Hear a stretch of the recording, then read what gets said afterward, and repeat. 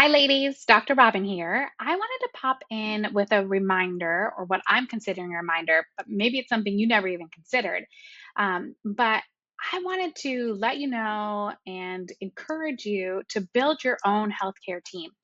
As a reminder, healthcare providers work for you. It's not the other way around.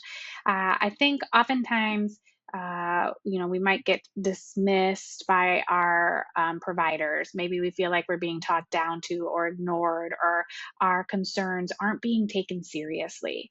And or even sometimes we work with a provider who might maybe has a little bit of an ego, or what we might call a God complex, so that I know more than you, don't question me kind of thing. But that is unfortunate, number one, frustrating as a patient when you go in.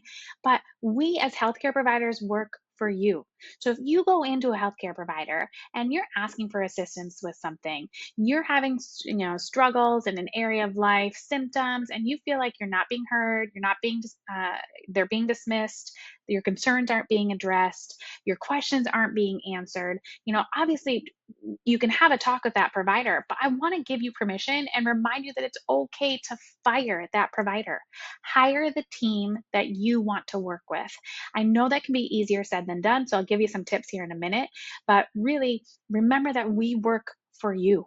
So much of the healing process is based on the patient provider relationship. So if you don't feel like you have the relationship that you want, it may be time to look for another provider. You can do that by polling friends and families. Who do they love?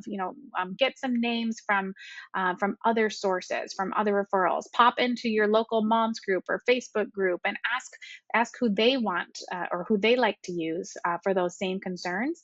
And oftentimes you'll see the same name repeated. Honestly, that's how a ton of patients find me.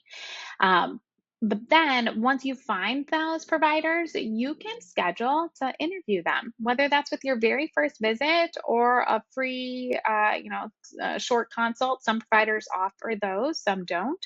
If they do, take advantage of that. But use that visit as your interview. If you don't jive with them, you don't have to continue care. And when you're scheduling your appointment, you can always ask the staff, how does this provider address X?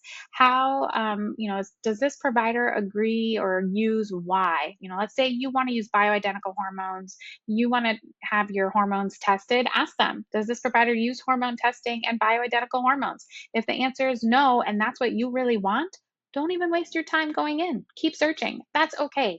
That's well within your right. Remember to build your own team. Your needs will change over time. Your team can change over time. It's all right. And really, it's all for you. We want to have our own healthcare autonomy where you understand what's going on in your body and you get educated by us as providers and then get to make the choices that resonate best with you without doing harm. That's our whole goal. So, good luck. Build that team that you love, and we'll talk soon.